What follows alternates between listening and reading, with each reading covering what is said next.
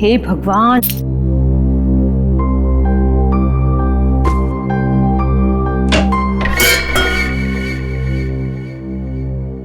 कौन है?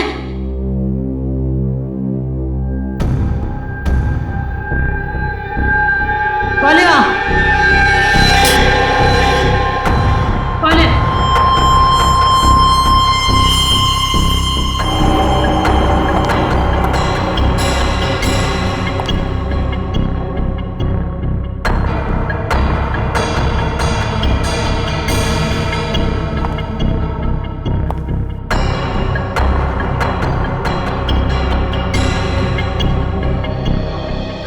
मैं भी ना बेकार में टेंशन लेती रहती हूँ, कोई भी नहीं है यहाँ पे।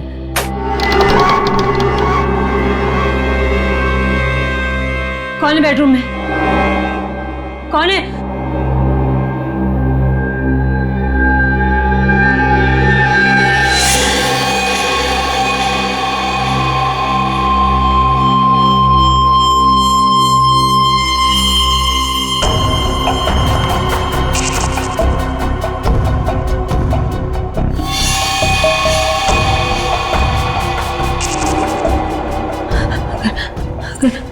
अगर वो धमकी वाली बात सच है तो मेरी जान को खतरा है। नहीं, मैं तो बेकार में ही डरती रहती हूँ। नहीं, सावधानी बरतने में हर्ज ही क्या है।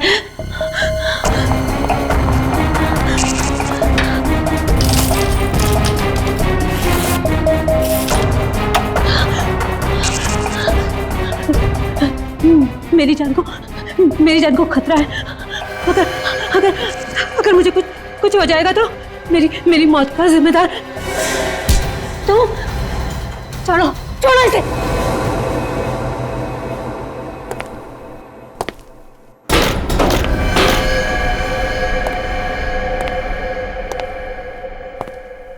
रात के अंधेरे में सिर्फ चांद के प्रकाश में, बिजली की गड़गड़ाहट में राजन ने अपनी चाबी से मुख्य द्वार को खोला।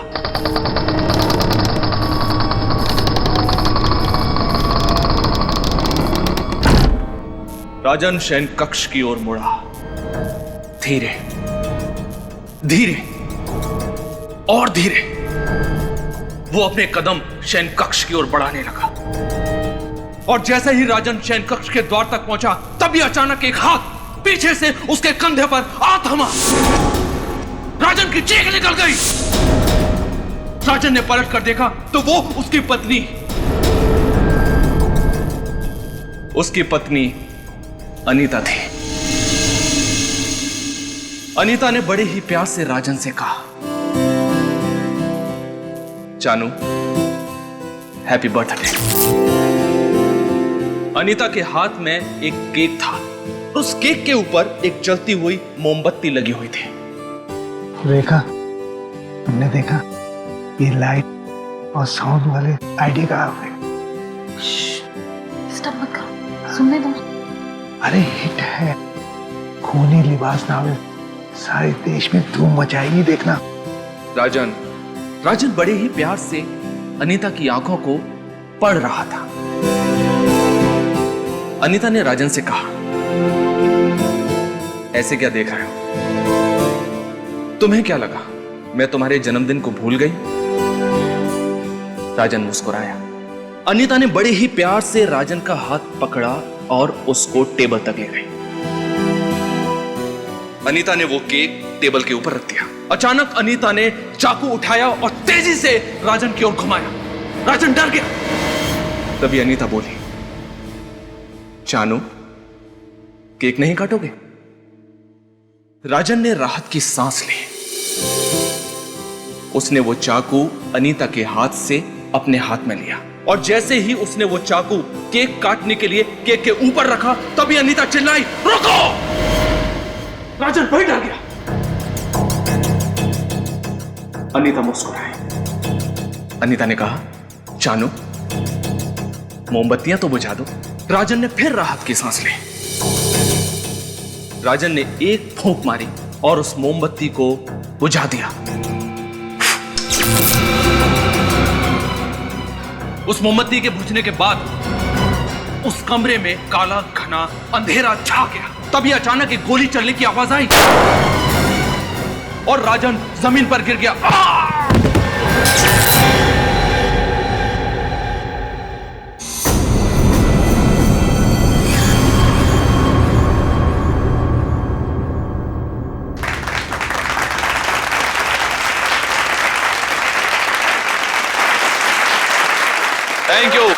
Thank you very much.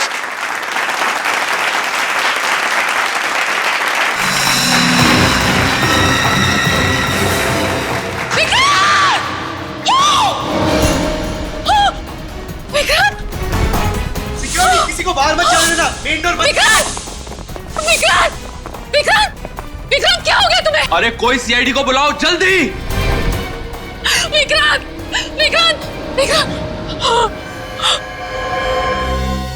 मैं बताता हूं। आप? अमन, मैं लेखक हूं सर। विक्रांत जी मेरे इस नोवेल खूनी लिबास के प्रकाशक थे। इस कार्यक्रम का आयोजन भी उन्होंने ही किया था। दरअसल आज मेरे इस नए उपन्यास खूनी लिबास का लॉन्च था। मैं वहां पर खड़े होकर इस उपन्यास के एक अध्याय को पढ़कर सुना रहा था। बैकग्राउंड में साउंड्स और लाइट का इफेक्ट भी चल रहा था। तय समय के अनुसार लाइट्स ऑफ हो गई और जब वापस ऑन हुई तो मैंने देखा कि विक्रांत के सीने से खून बह रहा था और वो ये रेखा जी हैं, विक्रांत जी की पत्नी। खूनी लिबास, खूनी लिबास, ये नाम कहीं सुना हुआ सा लगता है। सर वो अंजलि, उसके पास से हमें इसी बुक लॉन्च का इनविटेशन कार्ड मिला था। हाँ, अंजलि जिसका खून हुआ कल रात, उसके बैग में भी हमें इसी बुक लॉन्च का इनविटेशन कार्ड मिला। पलटो से संभल गए।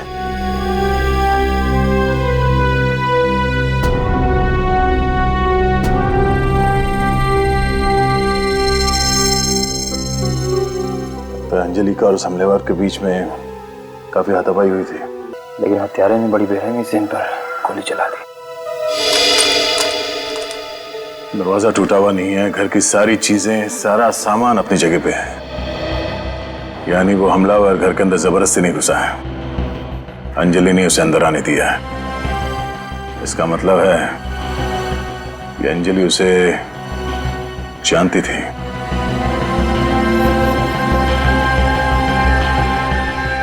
टूटा हुआ डिक्टाफोन, जरूर अंजलि ने इसमें कुछ रिकॉर्ड किया होगा, तभी उस हमलावर ने इसे तोड़ दिया।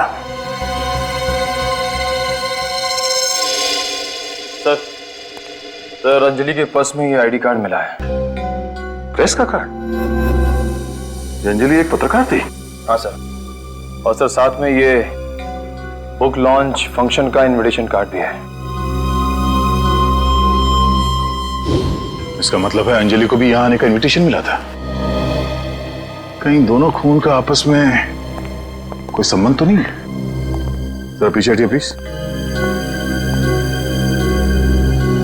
यानी वार सामने से किया गया।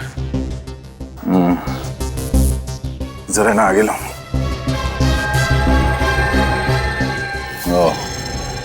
गोली विक्रांत जी के सीने से चीरती हुई पीठ से बाहर निकली और यहां चेयर में जा घुसी। सर तब तो गोली बहुत नजदीक से चलाई गई होगी, क्लोज रेंज से। इन्हें नीचे लिटा दो, संभाल के।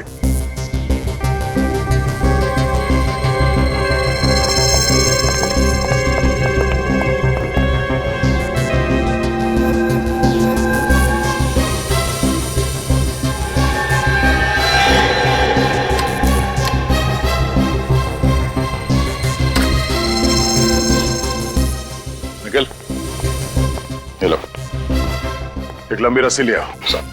और विनीत, जितने मेहमान हैं उन सबके नाम और एड्रेस नोट कर लो। इन्हें पूछो कि इन लोगों ने किसी को देखा है या किसी पे शक है क्या। और जितने लोगों को इनविटेशन दिया गया उन सब की एक लिस्ट बनाओ और पता करो कि यहाँ कौन लोग हैं जो जबरदस्ती बिना इनविटेशन के अंदर घुसा है, और ये भी पता करना कि कौन लोग हैं जो इनविटेशन देने के बावजूद यहां पे नहीं आए। सर, जिस तरह से गोली चलाई गई स्टेज पर से ही चली हो। ये कैसे हो सकता है सर? इस स्टेज पर तो सिर्फ मैं ही था। आप कह रहे थे कि उस वक्त आप स्टेज पे इस उपन्यास से एक अध्याय पढ़ रहे थे। जी हाँ सर, बैकग्राउंड में साउंड ऑफ लाइट का इफेक्ट भी चल रहा है। और हाँ सर, इस कहानी में एक जगह कमरे में अंधेरा होता है और किरदार पे गोली चलती है। और उस वक्त इस हॉल में भी अंधेरा हुआ था। ये अंधेरा होना और गोली चलने की आवाज, ये पहले से तय था क्या? जी हाँ सर, गोली की आवाज की रिकॉर्डिंग सुनाई देना और ठीक उसी वक्त सचमुच की गोली चलना इत्तेफाक तो नहीं हो सकता। हमें वो ऑडियो सीडी चाहिए गोली चलने की। जी हाँ, मिल जाएगी। सर, सरस सिंह,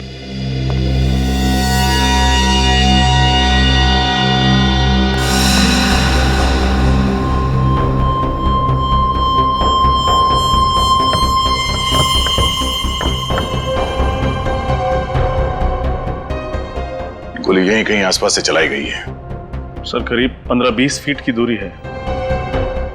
सर, हो सकता है खूनी इस पर्दे के पीछे कहीं छिपा हो।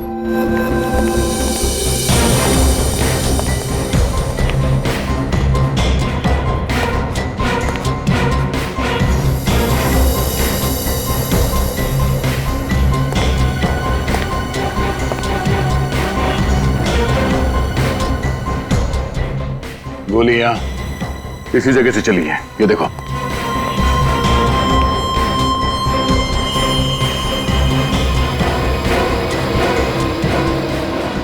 एक मिनट जब हिलना नहीं, हिलना नहीं। किसी के जूतों के निशान है। सर, हो सकता है ये निशान खूनी के जूते के। जब ये हादसा हुआ उस वक्त यहाँ बैक स्टेज पे जितने भी लोग थे उन सबको यहाँ बुलाओ। Yes sir. सर, ये लोग थे यहाँ पर। आप लोग थे जब बाहर हॉल में गोली चली थी? आप लोग यहीं पे थे बैक स्टेज में? जी सर। किसी को यहाँ से भागते हुए देखा बाहर? नहीं सर। नहीं। मैंने देखा सर, एक आदमी जल्दी जल्दी भाग रहा था। आप पहचानते हैं उसे? साहब, अंधेरा था साहब, अंधेरे में दिखाई नहीं दिया साहब कुछ। अच्छा, उस आदमी ने क्या पहना हुआ था, कुछ याद है? शर्ट, कुर्ता या कुछ और? साहब, अंधा है क्या? जंगली कहीं का? साहब, काले रंग का कोट पहना था साहब, और वो जल्दी जल्दी भाग रहा था साहब, और उसने मुझे धक्का दिया साहब, वो धक्का दे के भाग गया साहब। ठीक है, आप लोग जाओ।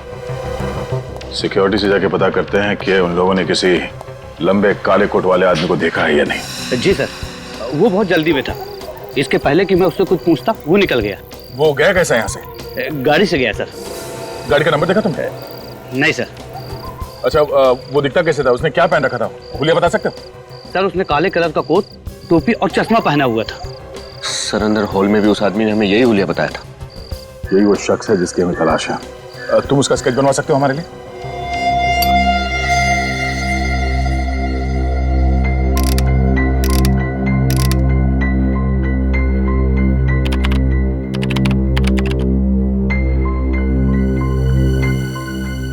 जी साळुंके साहब, कोई खास बात पता चली है क्या? खास बात यह है अभिजीत, ये 2 बुलेट्स आप लोग देख रहे हैं, इसमें से ये वाली बुलेट मुझे अंजलि की बॉडी में से मिली है, और ये बुलेट मुझे विक्रांत की बॉडी में से मिली है, और दोनों बुलेट .32 कैलिबर की गन से चली है।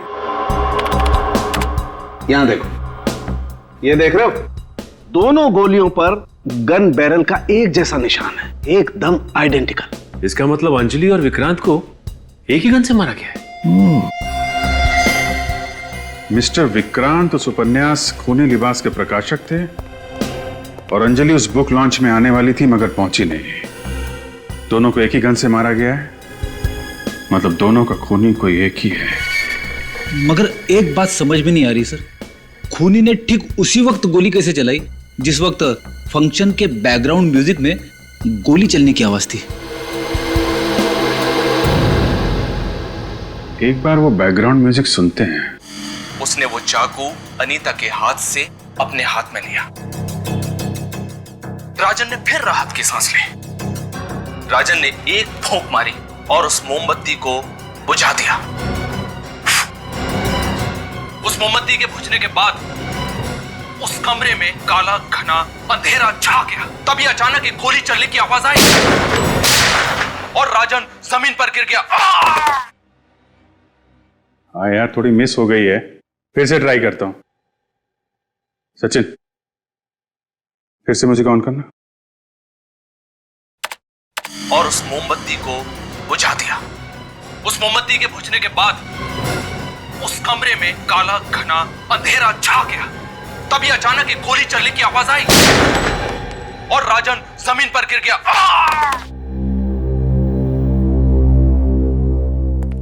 गोली की आवाज पे गोली चलाना इतना आसान नहीं है, काफी प्रैक्टिस की जरूरत पड़ेगी। और हत्यारे ने उसी वक्त गोली चलाई जिस वक्त उसने सीढ़ी से गोली की आवाज सुनी।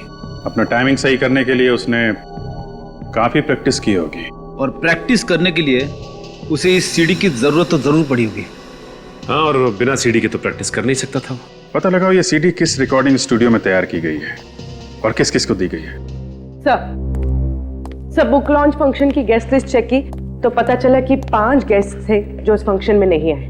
अच्छा, और क्यों नहीं आए थे? सर 4 लोगों ने तो पहले ही ऑर्गेनाइजर को इन्फॉर्म कर दिया था कि वो लोग नहीं आ पाएंगे, लेकिन एक गेस्ट ने ऐन वक्त पर अपना इनविटेशन कैंसिल कर दिया। और वो कौन है? विक्रांत जी की सेक्रेटरी स्नेहा। स्नेहा जी? मैं उस रात वीएन हॉस्पिटल में थी, मेरे भाई का ऑपरेशन था, वो अब भी सीरियस है। आप चाहें तो वीएन हॉस्पिटल जाकर इंक्वायरी कर सकते हैं। मैंने इस बारे में विक्रांत सर को भी बताया था। नेहा जी, ये बताइए कि विक्रांत जी की किसी के साथ कोई दुश्मनी थी, कोई कॉम्पिटिटर उनका? दुश्मन का तो पता नहीं, लेकिन वो कुछ दिनों से परेशान बहुत थे। क्यों? पूछा था लेकिन उन्होंने बताया नहीं। लेकिन हाँ, मैंने उन्हें फोन पर किसी से टेंशन में बात करते हुए सुना था। क्या बात कर रहे थे वो, सुना आपने? हाँ, वो बार बार अमन का नाम ले रहे थे। अमन?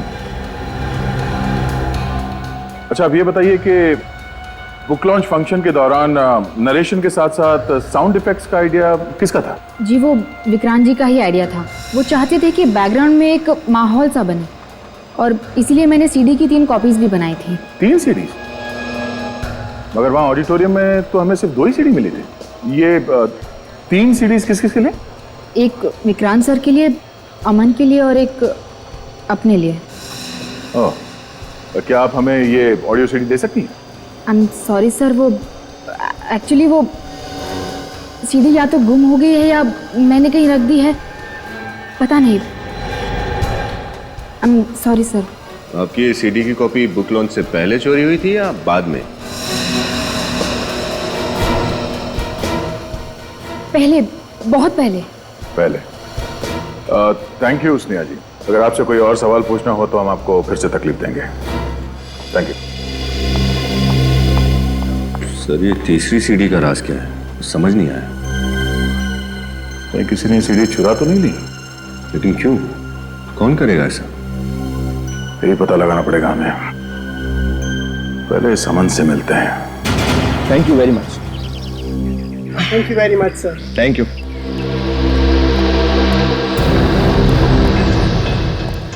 अरे सर, आप लोग यहाँ?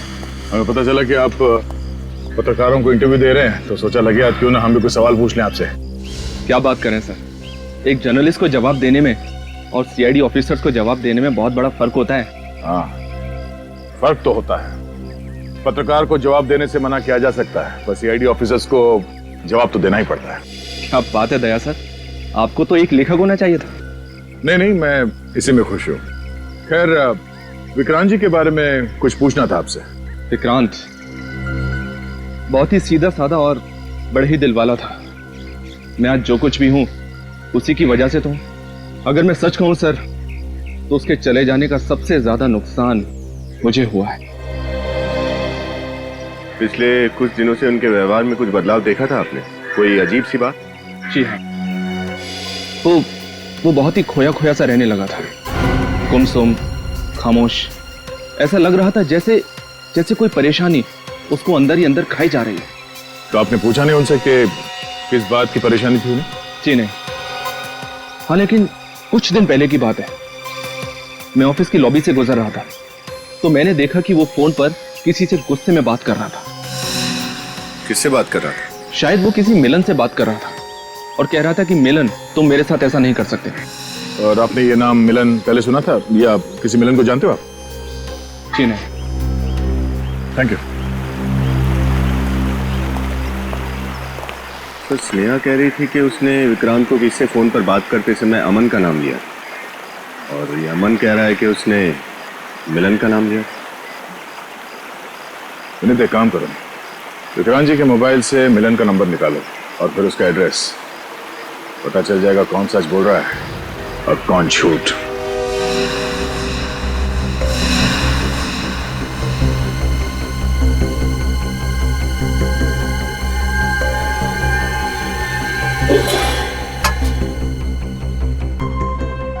फैन चल रहा है, अलमारी खुली हुई है, खाना वैसा का वैसा है, खिड़की भी खुली हुई है। मतलब ये जल्दी जल्दी में भागा यहां से, तो जरूर हमारे लिए कुछ छोड़ के गया होगा। चेक करो घर को।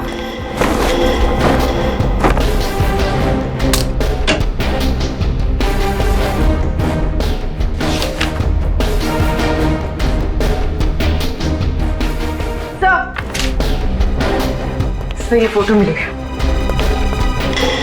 क्या? सर, ये फोटो तो स्केच से मैच होता है।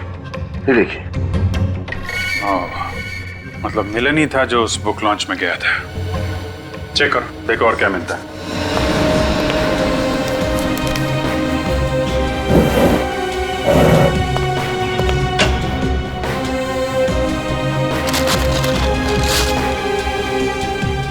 सर,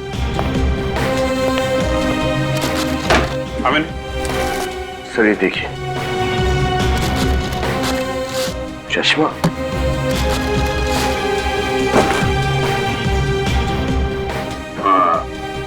वॉचमैन ने भी बताया था ना, गोली चलने के बाद जो आदमी गेट से निकला था उसने यही पहन रखा था, काला कोट, चश्मा और हैट। मतलब सर, बुक लॉन्च पे मिलन विक्रांत का खून करने के बाद पहले घर आया, हड़बड़ी में अपना सामान पैक किया और यहाँ से चक्कर हो गया। करेक्ट। सर, ये डस्टबिन से ये पेपर मिले। सर देखिए, जैसे इस पे कोई नक्शा बना हुआ है।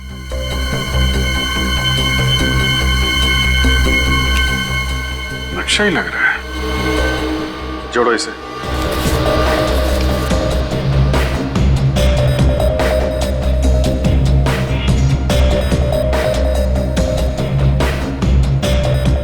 Blue pearl. Blue pearl. पता लगाओ ये जगह कहां पे है। निखिल, तुम्हें पूरा यकीन है यही वो जगह है? हाँ सर, उस कागज पे जो लैंडमार्क था वही होटल है, और इस होटल के आसपास सिर्फ एक फार्म हाउस है।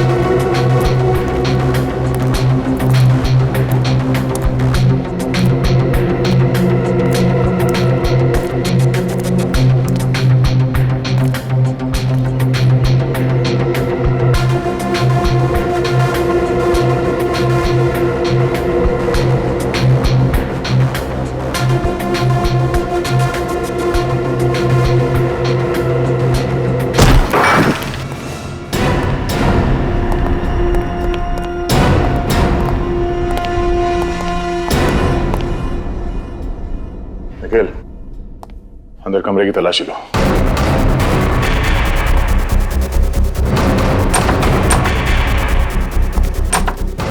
सर, सर ये देखिए।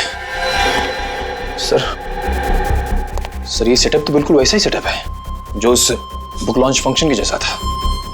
हाँ? सर इसका क्या मतलब हो सकता है? इसका मतलब ये कि खूनी काफी अरसे से ये खून करने की प्लानिंग कर रहा था। उसे उस जगह का पूरा लेआउट पता था। उसे ये भी मालूम था कि उस फंक्शन में विक्रांत जी कहां बैठे होंगे।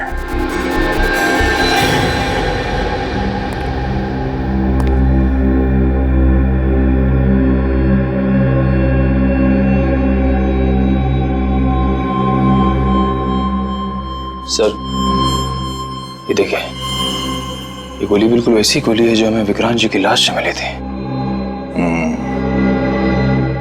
हर एक छोटी सी छोटी बात को ध्यान में रखकर उसने कत्ल करने की साजिश रची है। पता नहीं कितने दिनों से अपने इरादों को अंजाम देने में लगा पड़ा था वो। ये टारगेट प्रैक्टिस, ये देखो, ये गोलियां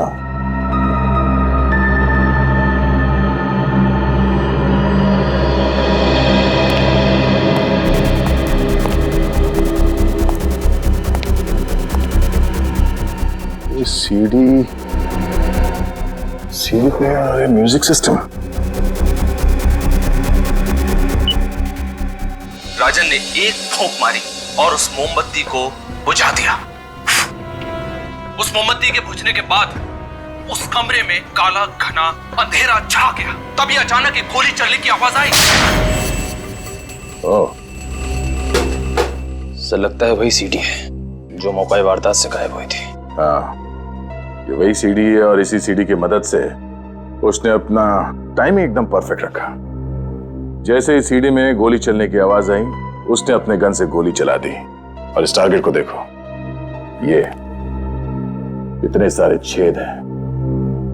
यानी टाइमिंग परफेक्ट रखने के लिए उसने बहुत प्रैक्टिस की थी, टारगेट प्रैक्टिस। और सर इसीलिए उसने ये पर्दे और खिड़कियां सब बंद करके रखा, ताकि जब वो गोली चलाने की प्रैक्टिस करे तो ना उसे कोई सुन सके ना देख सके। निखिल, आसपास जाके पता करो कि ये फार्म हाउस किसका है।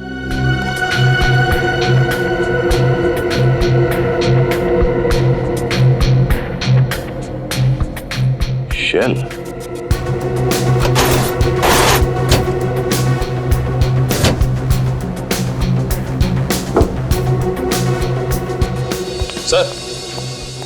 सर जो बात पता चली आप सुनेंगे तो हैरान हो जाएंगे। क्या? सर ये फार्म हाउस विक्रांत जी की वाइफ रेखा के नाम पे है। रेखा? मैं सच कह रही हूँ, मेरे ही फार्म हाउस पर मेरे ही पति के मर्डर की प्लानिंग चल रही थी। इसके बारे में मुझे कुछ भी नहीं पता था।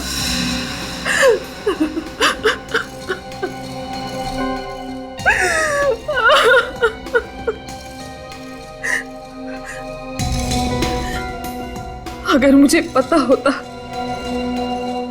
तो क्या मैं अपने पति को बचाती नहीं? क्या मैं सीआईडी को इन्फॉर्म नहीं करती?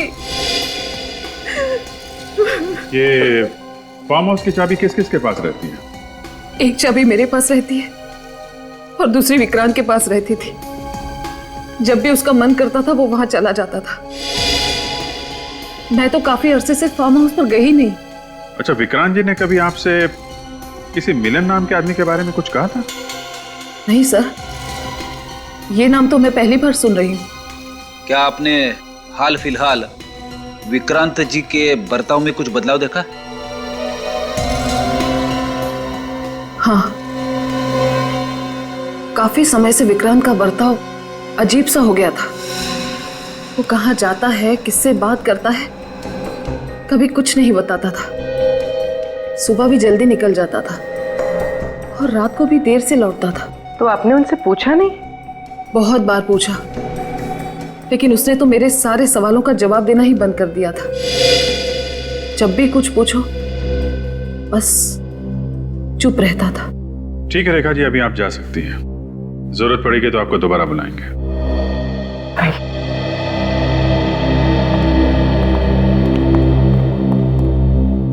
सर मुझे तो लगता है ये मिलन ही खूनी है, क्योंकि बुक लॉन्च फंक्शन की शाम उसको ही निकलते हुए देखा गया था। हाँ, कहीं से उसने फार्म हाउस की चाबी का इंतजाम किया होगा। वहां पे सीडी के म्यूजिक पे गोली चलाने की प्रैक्टिस की और बुक लॉन्च में जाके विक्रांत जी का खून कर दिया।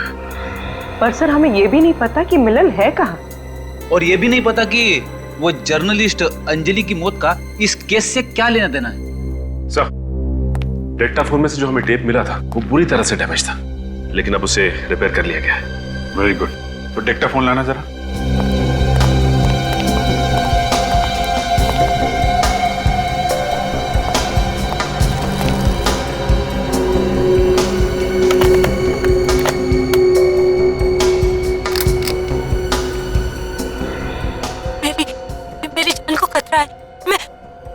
मारवे रोड फ्लैट नंबर 5 में मछुआरी गली में रहती हूँ। अगर मुझे कुछ हो जाएगा तो मेरी मौत का जिम्मेदार। जान को खतरा? फिर से रिमाइंड करो।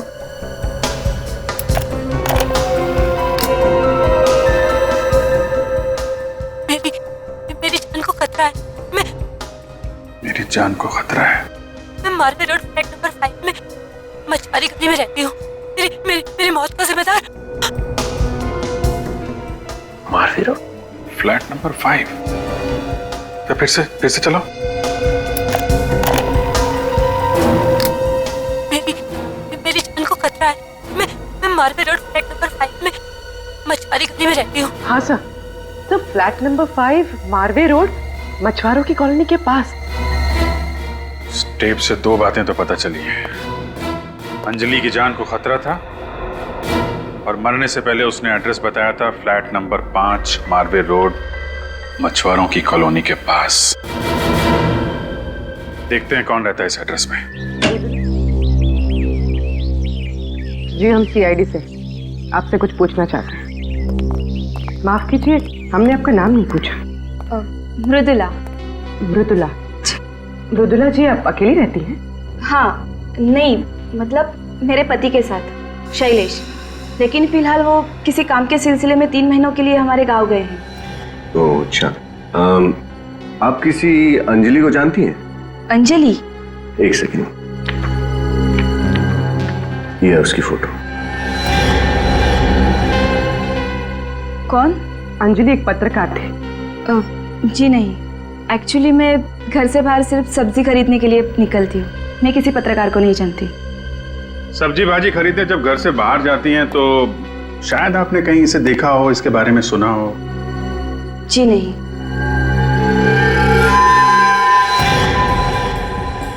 हमने आपको डिस्टर्ब किया, शायद आप नहा रही थी। जी हाँ।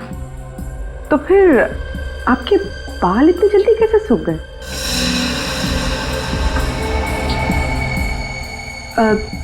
जी वो मैं शैम्पू करने जा ही रही थी तब आप लोग आ गए।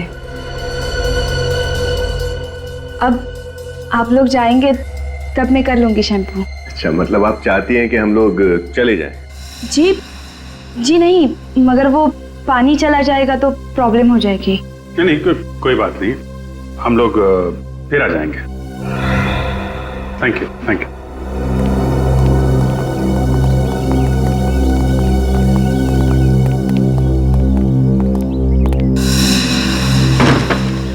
झूठ बोल रही है। हाँ सर, वो शैम्पू वाली बात तो झूठी थी। जानबूझ के दरवाजा खोलने में देर लगाई। शैम्पू का तो सिर्फ बहाना था। लेकिन सर ऐसा किया क्यों होगा इन्होंने? हॉल की दीवार पे एक जगह खाली थी। ऐसा लग रहा था वहां पे कोई पेंटिंग लगी थी या कोई फोटो फ्रेम था। मतलब सर अभी हमारे अंदर घुसने से पहले उन्होंने वहां से वो फोटो फ्रेम या पेंटिंग हटा दी होगी। तब तो ऐसा ही रहा है। मगर वो ऐसे क्यों करेगी सर? नहीं चाहती होगी कि हम वो फोटो फ्रेम या पेंटिंग देखें। सर ऐसी क्या खास बात होगी उस फोटो फ्रेम या पेंटिंग में? उसी का पता लगाना पूर्वी। चलो जरा पड़ोसियों से मिलते हैं।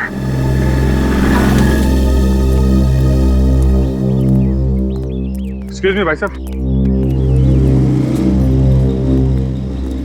देखिए हम लोग सीआईडी से हैं। आप यहीं आसपास रहते हैं? हाँ सर, ये वाला घर मेरा है। हो, आप फिर तो शैलेश जी और मृदुला जी को जानते होंगे? हाँ, बहुत अच्छे से। कितना जानते हैं उनके बारे में? I mean, उनके बारे में ऐसी कोई बात जो आपको खटकती हो, कुछ अजीब लगता हो उनके बारे में? हाँ सर, एक्चुअली सर वो दोनों वैसे तो बहुत मिलनसार है सर, लेकिन पिछले कुछ दिनों से सर उनका बर्ताव बहुत अजीब सा हो गया सर। अजीब सा मतलब? अचानक हम सबसे बातें करना बंद कर दिया है। सहमे सहमे से रहते हैं सर। तो इसकी वजह नहीं पूछी आपने? पूछा था सर, उन्होंने जवाब नहीं दिया, बात को घुमा दिया सर। अच्छा, इनके घर आना जाना तो होगा आपका? हाँ, काफी बार मैं जा चुका हूँ। I see। फिर तो आपने इनके हॉल में जो एक तस्वीर है वो तो देखी होगी। वो जो है ना, वो बड़ा सा फ्रेम है हॉल में बिल्कुल सामने। वो कौन सी फोटो थी? वो मैरिज वाली सर, मृदुला जी और शैलेश जी की शादी की फोटो है सर। कहीं आप उसी की बात तो नहीं कर रहे? अच्छा, हाँ वही। अच्छा, ये शैलेश जी काम कहाँ करते हैं? शॉपिंग मार्केट में सर। कौन से शॉपिंग मार्केट?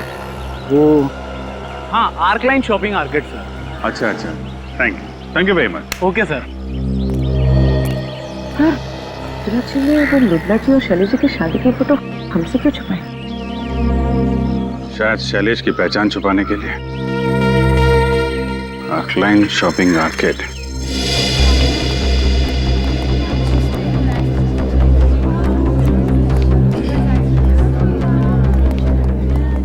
Welcome sir. भैया क्या चाहिए आपको? क्या चाहिए नहीं, ये पूछे कि कौन चाहिए। कौन चाहिए? शैलेश, जो यहाँ काम करता है। तो शैलेश, वो तो यहाँ काम करता था, उसने तो नौकरी छोड़ दी। कितना टाइम हुआ उसे काम छोड़े हुए?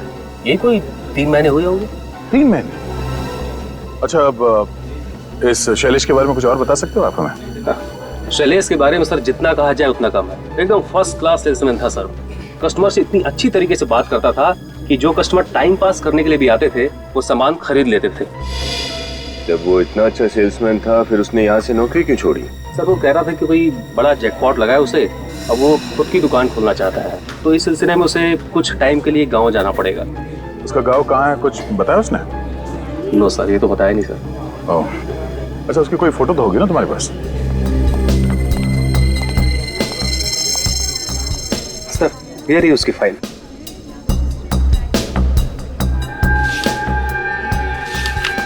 ओह, ये शैलेश पकड़ ले इसे सर। नहीं, अभी नहीं, एक और काम करना बाकी है।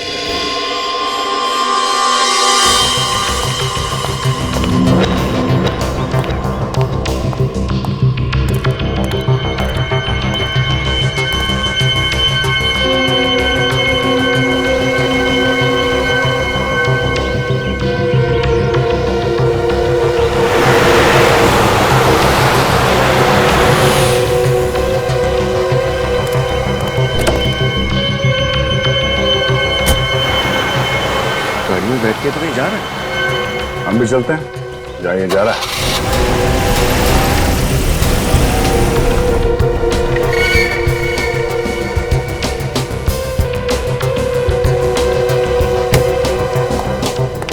अमन, अब मैं और बर्दाश्त नहीं कर सकता। मेरे पैसे दे दो, उसके बाद मैं तुम्हारे सामने कभी नहीं आऊंगा। दे तो दिए पैसे, अब और पैसे कहां से लाऊं? तुम मुझे बेवकूफ समझते हो क्या? मुझे यह नहीं मालूम कि तुम्हारा कौन सा बड़ा चक्कर चल रहा है? अरे कोई बड़ा चक्कर नहीं चल रहा यार, मेरा विश्वास करो। और हाँ, जितने पैसे तय हुए थे वो सब के सब मैं तुम्हें दे चुका हूं। अब मुझे परेशान करना बंद करो प्लीज। तुम बकवास बंद करो, बहुत हो चुका। तुम ऐसे नहीं मानोगे। मिलन, देखो ये गन, प्लीज ये गन मत चलाना। हाँ, तुम गोली नहीं चला सकते। हम शांति से बैठकर बात करते हैं ना। अरे तुम्हें जितना पैसा चाहिए उतना पैसा मैं तुम्हें दूंगा, मैं वादा करता हूं तुमसे। लेकिन प्लीज ये गन नीचे कर दो। हाँ, गन नीचे कर दो। ये बंदूक मुझे बहुत पहले निकाल लेनी चाहिए थी, लेट हो गए। सीआईडी हमेशा ही टाइम से पहुंचती है। हाथ ऊपर कर, हिलना नहीं। गंदा। अच्छा हुआ सर आप लोग आ गए, इस पागल आदमी से मुझे बचा लीजिए। घबराने की कोई जरूरत नहीं है अमन, अब तुम्हें कुछ नहीं होगा। शुक्रिया सर, बहुत बहुत शुक्रिया, आप लोगों ने मेरी जान बचा ली। निखिल, हथकड़ी लगाकर हिरासत में ले लो। सर मैंने क्या किया है सर? सर मेरा कोई कसूर नहीं है, मुझे गिरफ्तार मत करिए सर।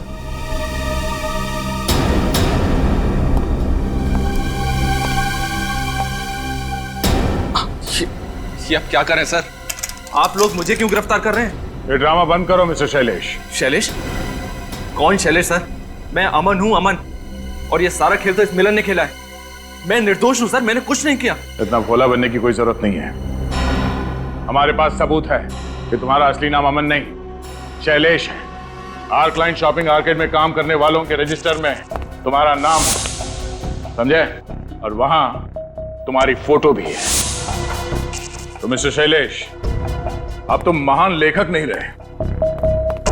मिलन, विक्रांत जी से तुम कैसे मिले? जब 2 पब्लिशर ने मेरी कहानी छापने से इनकार कर दिया, तब मैं विक्रांत जी के पास गया।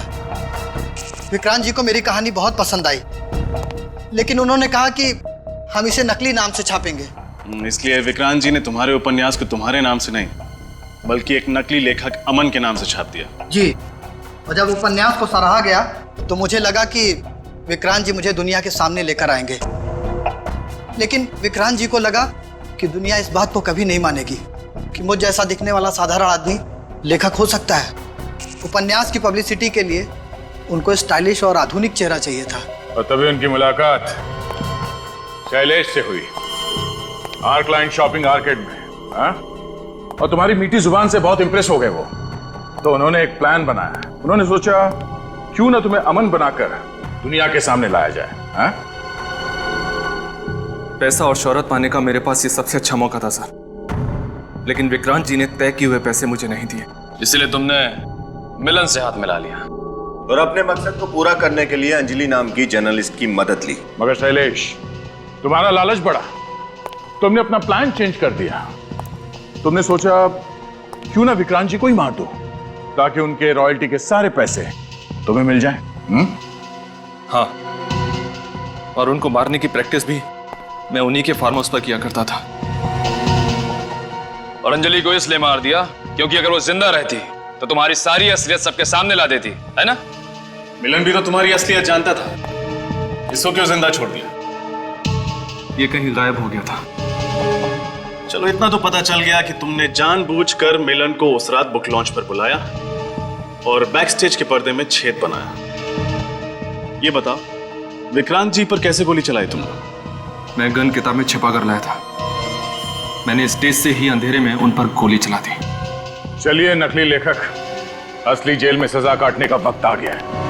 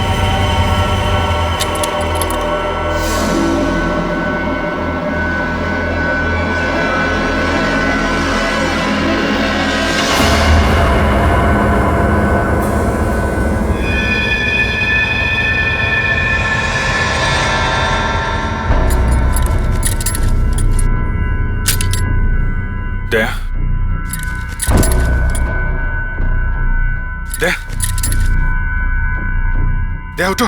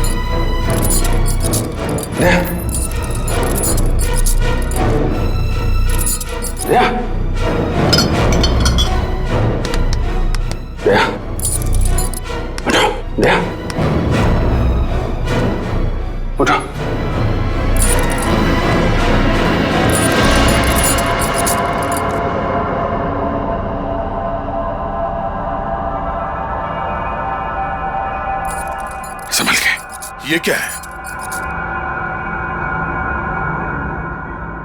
किसी ने हम लोगों को कैद कर रखा है। कुछ पता नहीं चल रहा है। अजीब सी जगह है, यहां बंद कर दिया। संभल के, संभल के।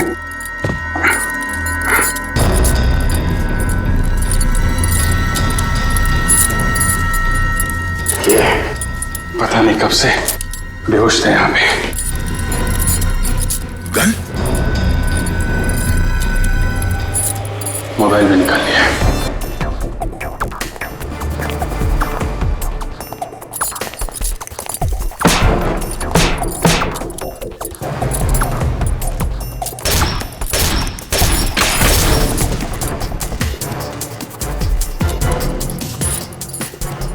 सोचा समझा प्लान है ये, हमें यहाँ कैद करके रखने के लिए।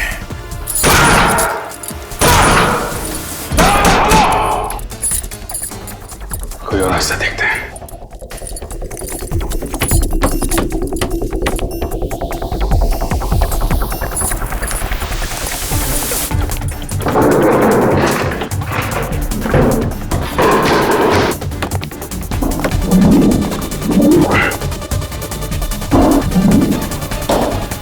पूरा कमरा सील करके रखा है।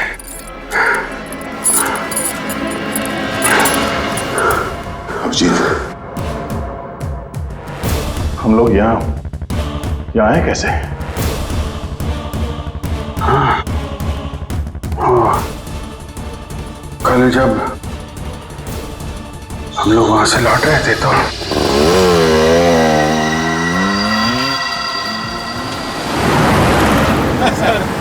अवार्ड फंक्शन में मजा आ गया सर। खास करके फंक्शन के बाद जो खाना था ना सर मजा आ गया खा के।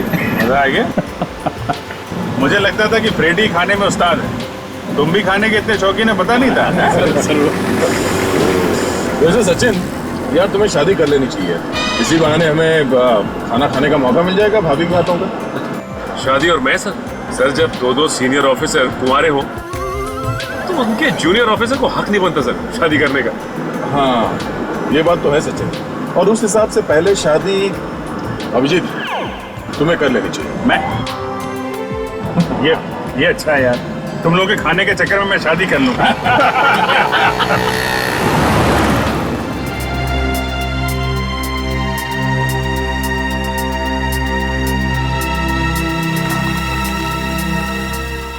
कोई लड़की है, गाड़ी जरा पीछे लो।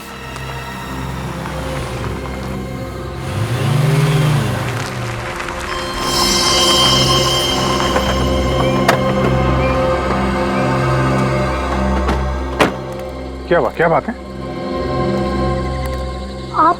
आप घबराइए नहीं, हम लोग सीआईडी से। मुझे बचा लीजिए प्लीज, केशव मुझे मार डालेंगे। केशव? ये केशव कौन है? मेरे पति। आपका पति? आपका पति आपको क्यों मारना चाहता है?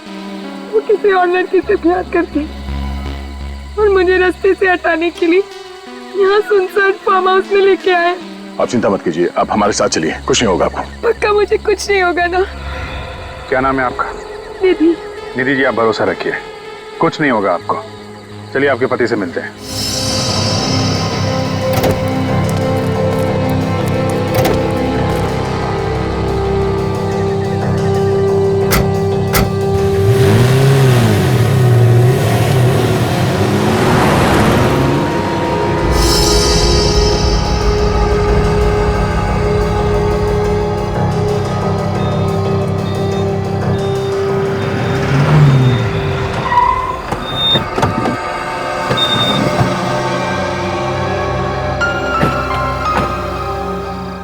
आइए नीति जी, आइए। नहीं, आप चलिए, मैं गाड़ी में ही बैठती हूँ। नहीं आप घबराइए मत, कुछ नहीं होगा, आइए। आप मेरे पति को नहीं जानते, वो बहुत खतरनाक है। आपके पति हमारे दया सर के बारे में नहीं जानते, आप निश्चिंत होकर बाहर आइए।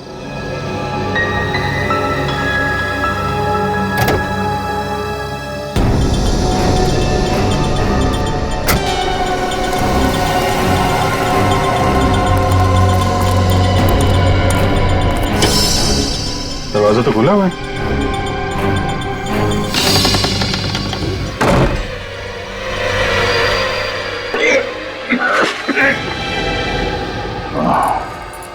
इसका मतलब वो लड़की निधि, उसका वो रोना धोना, वो सब चाल थी हमें फंसाने के लिए। उसके मगरमच्छ के आंसुओं में फंस गए हम लोग। मगर निखिल और सचिन ये लोग कहाँ हैं?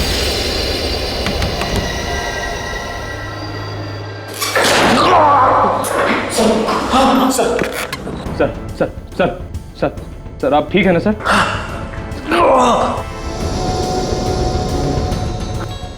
हम कहाँ पे?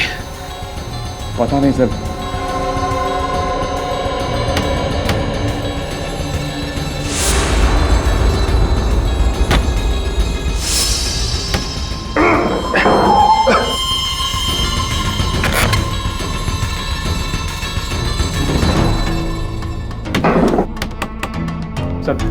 सर इधर तो कुछ भी नहीं है।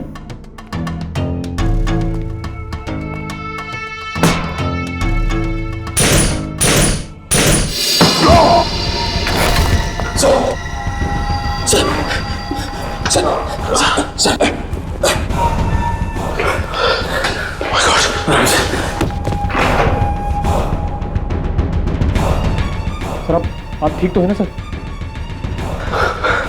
मैं सर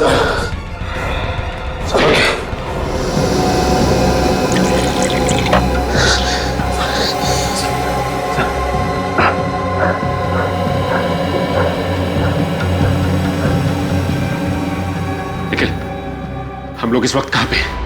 पता नहीं सर। और अभिजीत सर तैयार था? पता नहीं वो दोनों कहाँ हैं सर। सर जरूर उस लड़की ने फंसा दिया सर हमें। याद है आपको, जिसकी मदद के लिए हमने गाड़ी रोकी थी? इसका मतलब निकली है किसी की कोई गहरी चाल है। अभिजीत सर तो यह सर की जान भी खतरे में। चलो यहाँ से निकलने का रास्ता देखते हैं। देखो कहीं से कोई रास्ता है क्या?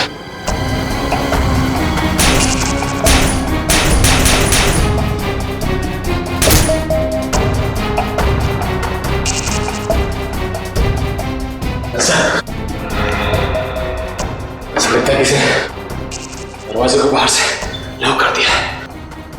देखो निखिल, बाहर निकलने का और कोई भी रास्ता नहीं, दरवाजा तोड़ना पड़ेगा।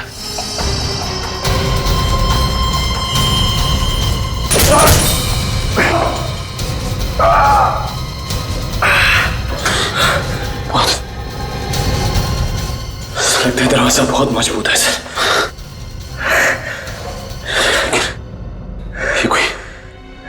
ये कोई और टेढ़ा चक्कर लगता है। मुझे तो बड़ी चिंता हो रही है। ना तो अभिजीत सर का फोन लग रहा है और ना ही दया सर का। एसीपी सर के फोन पर बेल तो जा रही है, लेकिन वो फोन उठा नहीं रहे। आज से पहले ऐसा कभी हुआ नहीं था। ऐसा लग रहा है जैसे कोई अनहोनी होने वाली है। अनहोनी तो हो चुकी है सर। अनहोनी? कैसी अनहोनी? एसीपी सर का पता चल गया। वो पिछले एक हफ्ते से चितपुर में था। चितपुर में क्यों? वो वहां एक आतंकवादी संगठन के खिलाफ खुफिया मिशन पर गए थे और वहां उनके साथ क्या सर? बताइए ना सर, कहीं एसीपी साहब के साथ कुछ हो तो नहीं गया? वहां उनकी आतंकवादियों के साथ मुठभेड़ हो गई और उस दौरान आतंकवादियों ने उनके सिर पर एसिड डाल दिया। नहीं, ऐसा नहीं हो सकता। ऐसा नहीं हो सकता सर। एसीपी साहब, इतनी जल्दी तुम लोगों का पीछा नहीं छोड़ूंगा, समझे? सर अब आप कैसे हैं? है थोड़ी सी तकलीफ है, मगर एसीपी प्रद्युमन का बाल भी बाका नहीं कर सकता कोई। दया अभिजीत का है? सर उन दोनों के फोन बंद आ रहे हैं और साथ ही में सचिन, निखिल और पूर्वी के भी। पांचों के फोन बंद आ रहे हैं? Yes sir. किसी एक का भी फोन नहीं लग रहा है? No sir. क्यों? पांचों का फोन नहीं लग रहा है, क्यों? माय गॉड, कहीं ये पांचों कल रात कहां थे?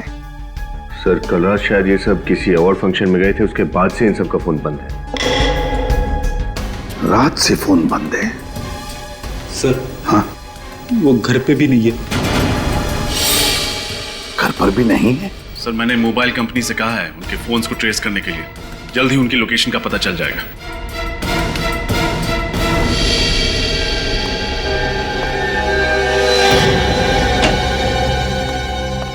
सर आपका ये कुरियर है।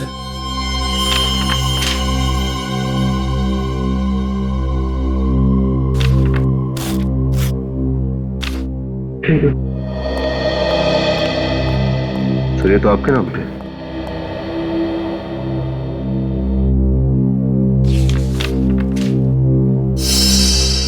सीढ़ी है। विनीत जरा प्ले करके देखो।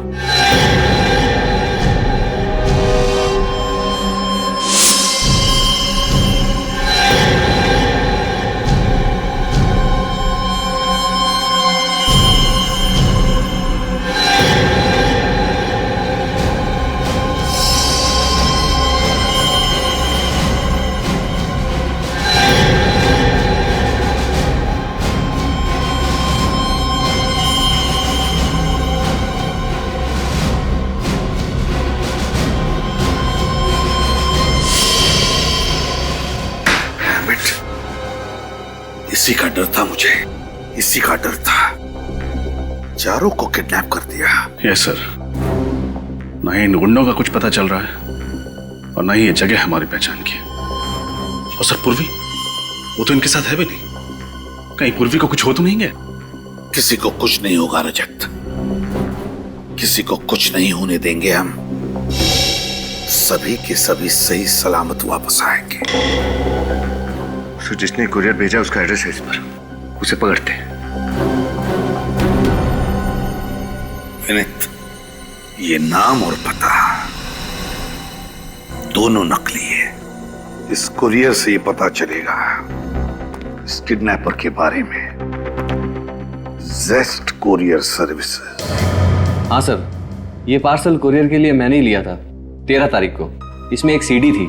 किसने दिया था ये पार्सल कुरियर करने के लिए? सर रोज 50-100 लोग आते हैं तो याद रखना थोड़ा मुश्किल होता है। तो फिर अपने दिमाग पर जरा जोर डालो और बताओ किसने दिया था ये पार्सल कुरियर करने के लिए?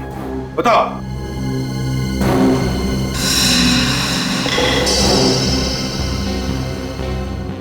तेरह तारीख का सीसीटीवी फुटेज देखना है हमें।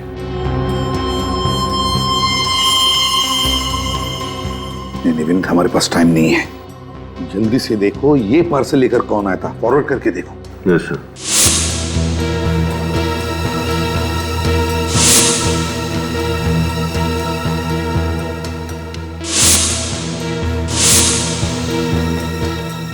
सर ये रहा सफेद लिफाफा। ये तो कोई लड़की लेकर आई है। जूम करो लड़की के चेहरे पर। माय गॉड, ये तो पूर्वी है। अच्छा, पूर्वी लेकर आई थी ये पार्सल। मतलब पूर्वी ने हमारे 4 ऑफिसर्स को कैद करके रखा है। मगर सर वो ऐसा क्यों करेगी? रेडी, ऐसा नहीं हो सकता, नहीं हो सकता ऐसे। जरूर किडनैपर ने पूर्वी से जबरदस्ती काम करवाया है ये। आगे चलो।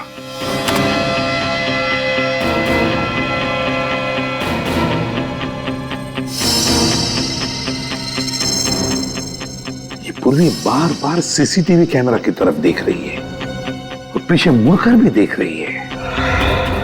क्यों?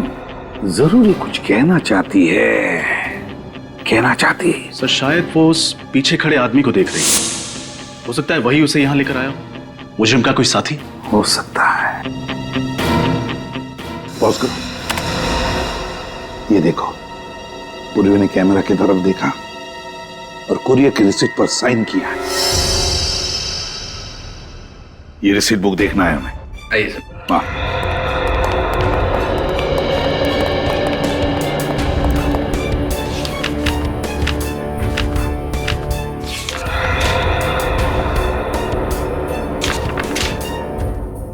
ये क्या है?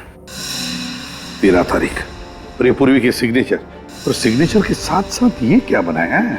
सर ये तो सीढ़ी है। रेल की पटरी भी हो सकती है।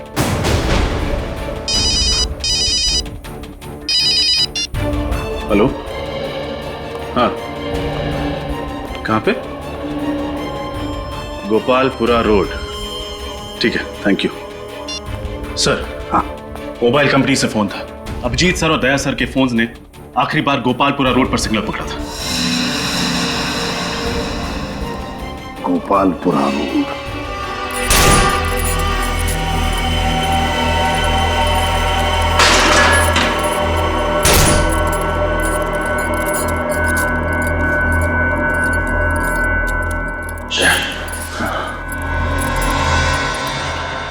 कैमरा तो हम पे नजर रखे हुए हैं।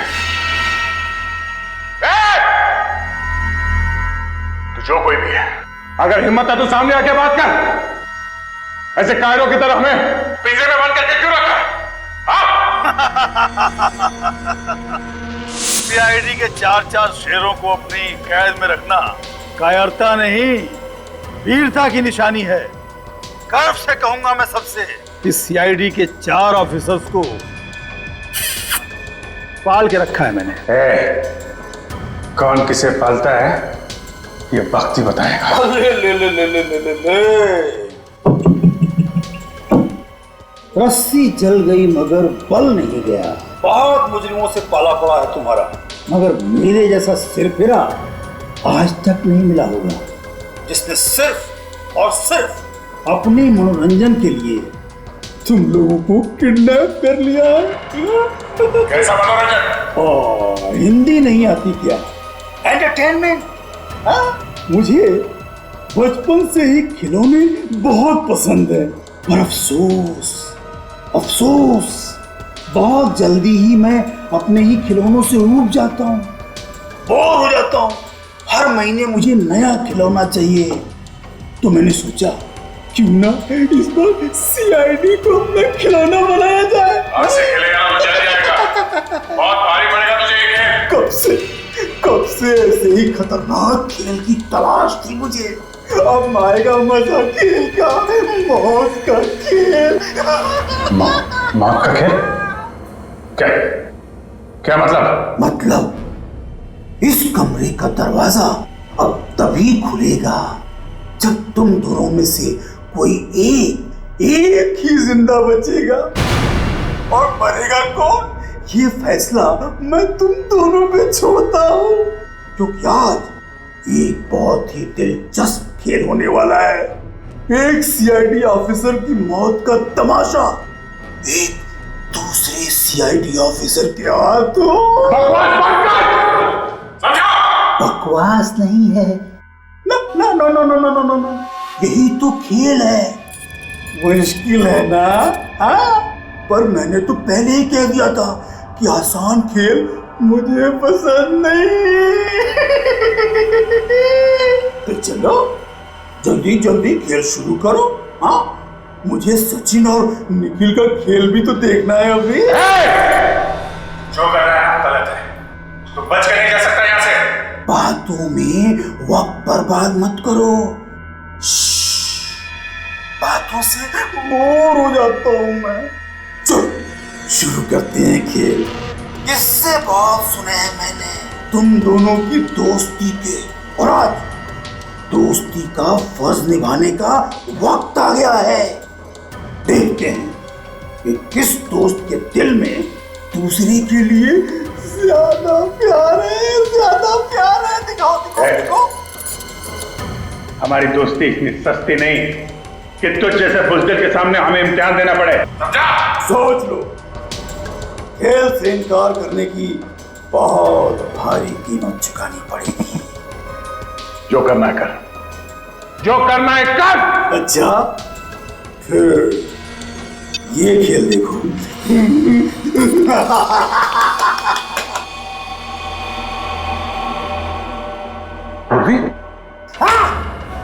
सोच लो, अब सोच लो, अपनी जान बचाना चाहते हो या इस मैना की?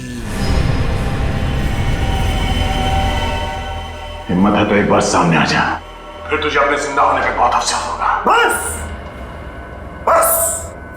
बहुत हो गई डायलॉग बाजी। 5 मिनट देता हूं तुम्हें, फैसला कर लो। अभिजीत मरेगा या दया मरेगा, या उस लड़की की बलि चढ़ेगी।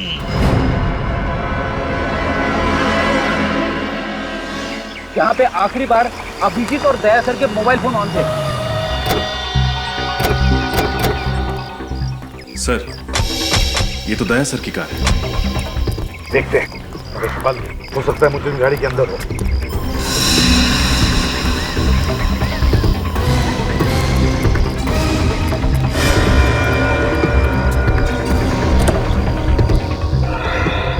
गाड़ी में तो कोई नहीं है सर।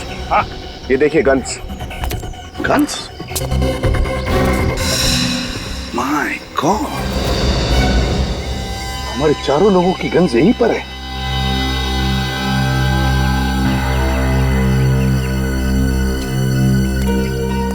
सर। हाँ,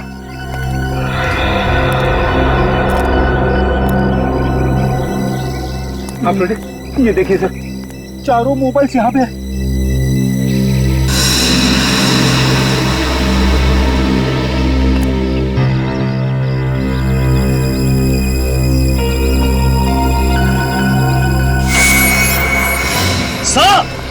हाँ हाँ सर, जल्दी चलिए, गाड़ी के नीचे बॉम्ब है।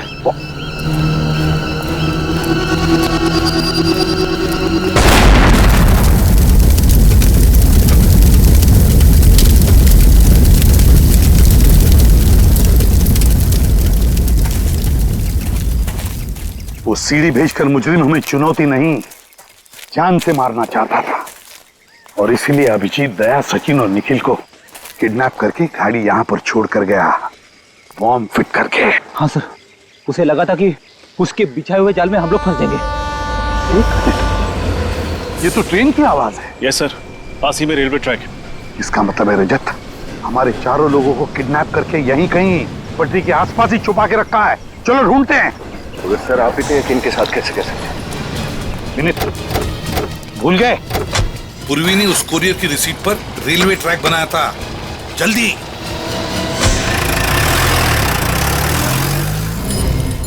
हमारे पास और कोई दूसरा रास्ता नहीं है दया, हमें से एक को मरना ही पड़ेगा।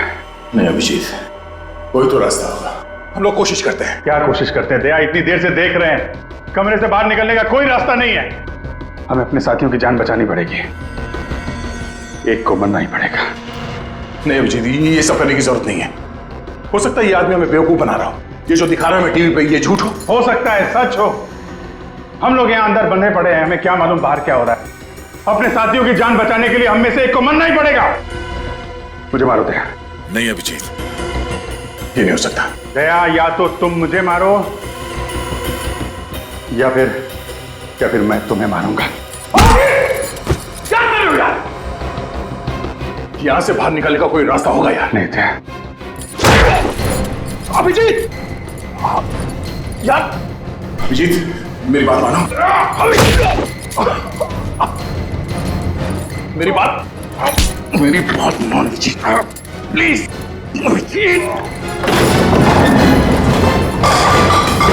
अभिजीत, बात मानो मेरी। दया, कुछ नहीं हो सकता दया।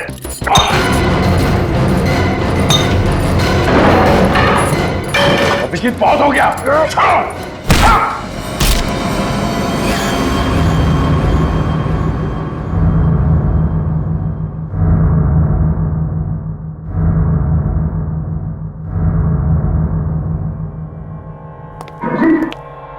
अभिजीत, सर क्या? अभिजीत, अभिजीत, क्या हो गया यार? मैंने मना किया, यही चाहता था। ये हो गई तसल्ली? हाँ।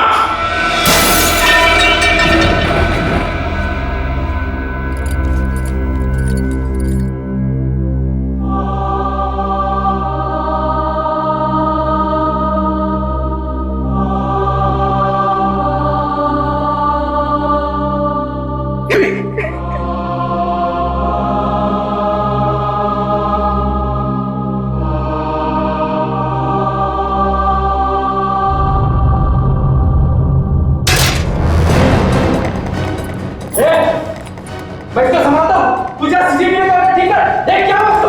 ये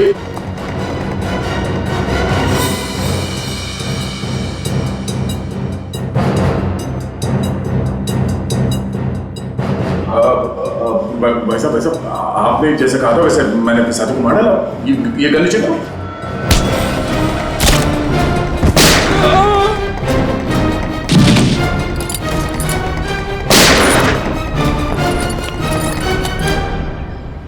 सर, रेलवे ट्रैक के पास यही एक सुनसान बंगला, शायद यहीं पे रखा गया उन सबको।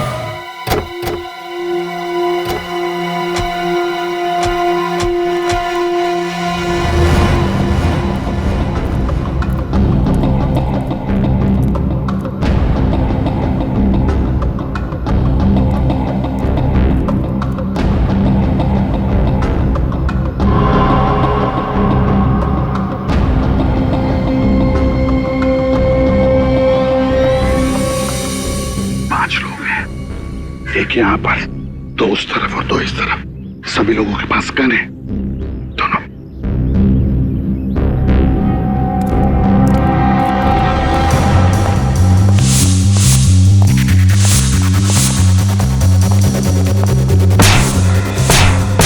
सचिन, निखिल, उतरिए।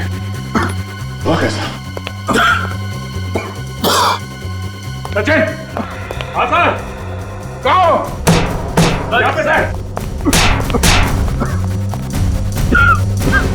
हट जाओ, पीछे हट जाओ। जल्दी, तुम लोग ठीक हो? हाँ sir. Abhijeet, Abhijeet, Abhijeet, sir, sir, sir, sir, ये जल्दी निकलो, सर। संभल के।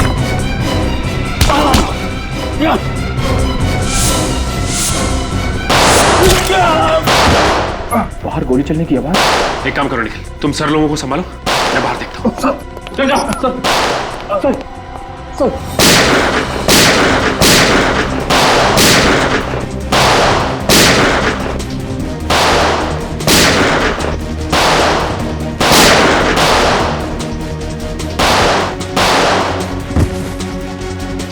Let's go.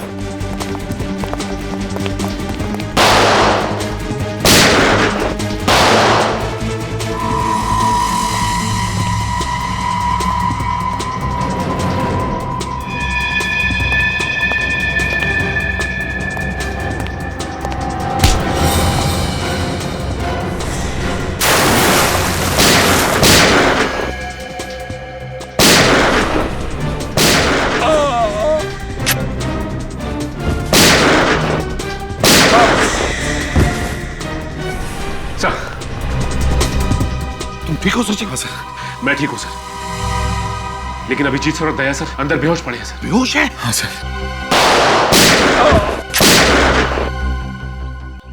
Let's go.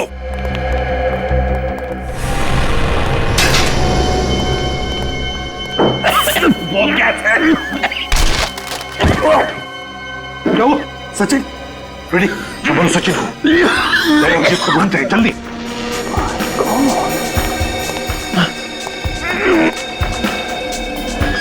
दया, निखिल,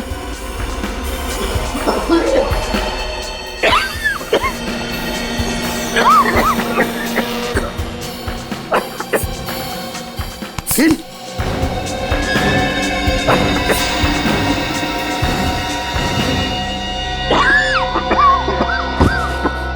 अभिजीत,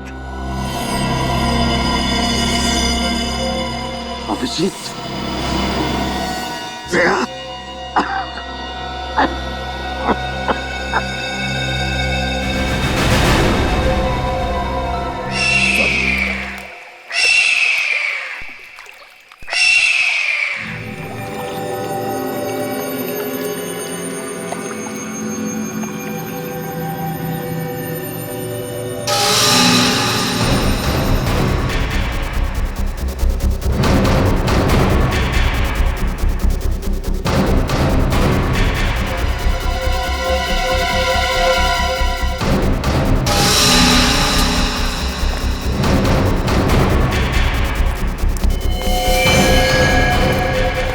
देखा पूर्वी, बड़े बड़े मुजरिमों को धूल चटाने वाली सीआईडी आज हमारे सामने कैसे अपाहिज खड़ी है। सीआईडी ने ना तो कभी किसी मुजरिम के आगे घुटने टेके हैं और ना ही कभी टेके। अच्छा, लगता है बहुत प्यार है तुम्हें अपनी सीआईडी टीम से। तो चलो, हम भी नरम दिल इंसान हैं, तुम्हें अपना प्यार दिखाने का मौका जरूर देंगे। कैसा मौका? सभी सीआईडी ऑफिसर्स की जान बचाने का मौका। मगर उसके लिए तुम्हें मेरे साथ एक खेल खेलना होगा। बोलो, मंजूर है? हा? किसी भी अंजाम से निडर होकर गुजरने का साहस है मुझ में, समझे? शाबाश, यही जवाब सुनना चाहते थे हम तुम्हारी जुबान से। अगर तुम अपनी टीम की जान बचाना चाहती हो तो तुम्हें अपनी जान की कुर्बानी देनी पड़ेगी।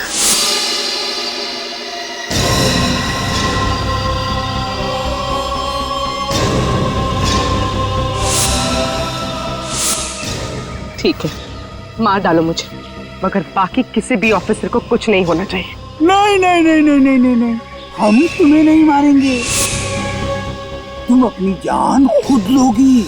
हाँ, यही तो खेल है।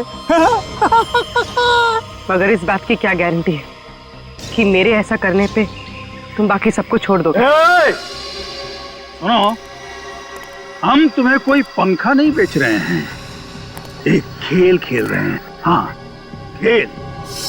अगर हमारा ऑफर मंजूर है तो बोलो, वरना सारे सीआईडी ऑफिसर्स की लाश पे रोने वाली तुम अकेली बचोगी। सोच लो। मुझे तुम्हारी शर्त मंजूर है।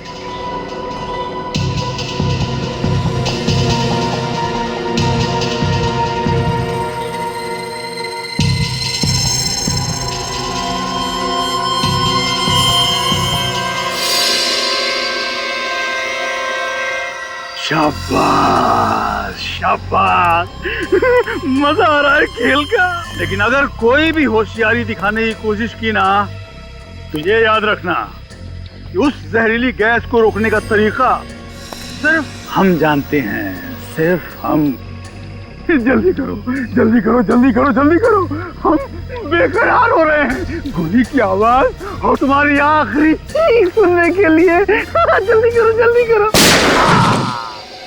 चली चली चली गोली चली, अब मजा आएगा खेल का।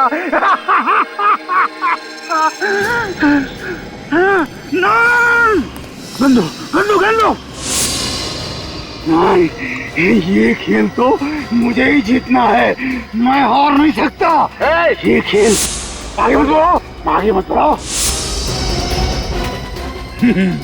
आओ आओ एसीपी, जहरीली गैस से बच के आ गए। तुम्हें क्या लगा सीआईडी खत्म हो जाएगी?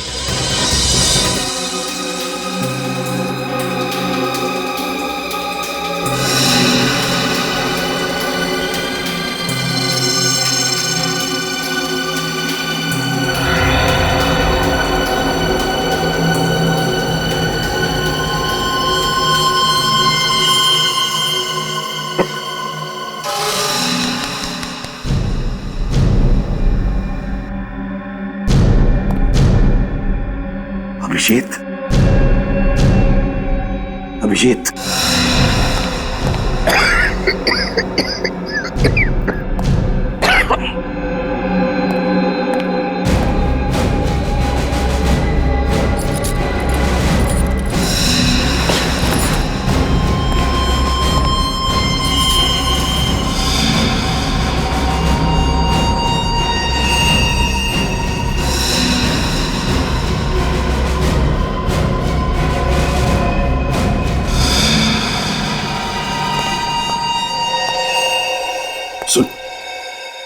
सुन इधर, हमारी इंस्पेक्टर पूर्वी कहाँ है?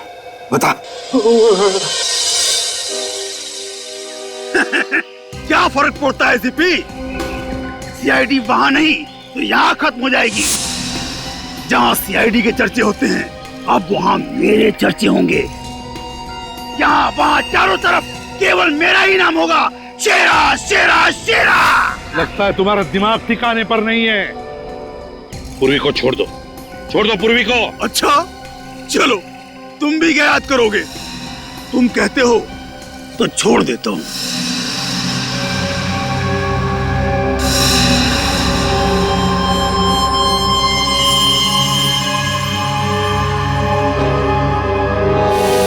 पूर्वी रुक जाओ इधर। पूर्वी वहां कहाँ जा रही हो? अभिजीत, पूर्वी को देखो, संभालो।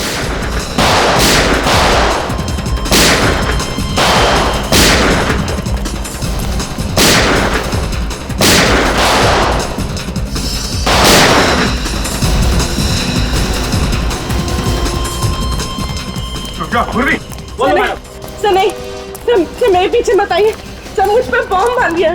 बॉम्ब? रुक जा, पूर्वी।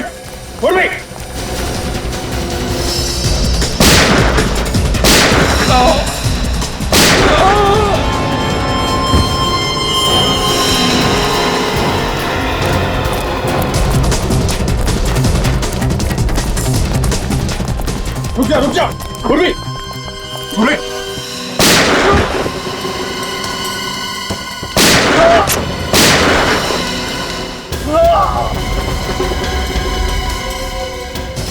सर, सर मेरे पीछे मत आइए। पूर्वी, पूर्वी रुक जाओ, पूर्वी रुक जाओ। रिमोट किधर है? रिमोट। कोई फायदा नहीं है सीपी, एक बार बटन ऑन किया तो फटने के बाद ही ऑफ होता है।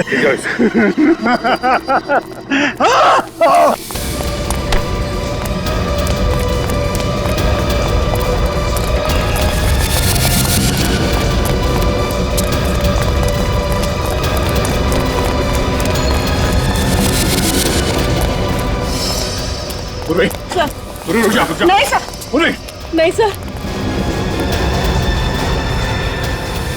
पूर्वी,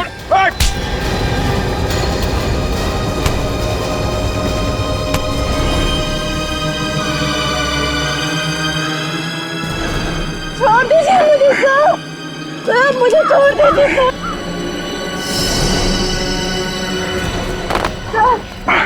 चुप रहो पूर्वी, पूर्वी लेटो नीचे।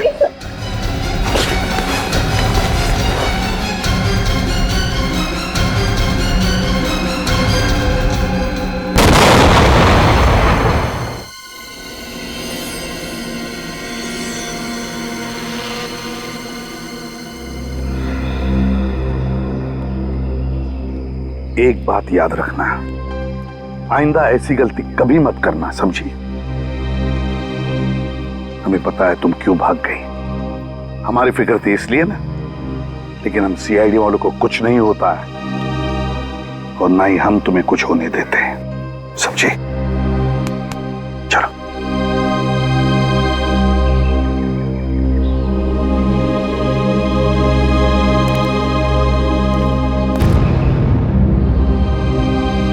इस तरह के और भी एपिसोड देखने के लिए हमारे चैनल को सब्सक्राइब करें और बेल आइकन दबाना ना भूलें।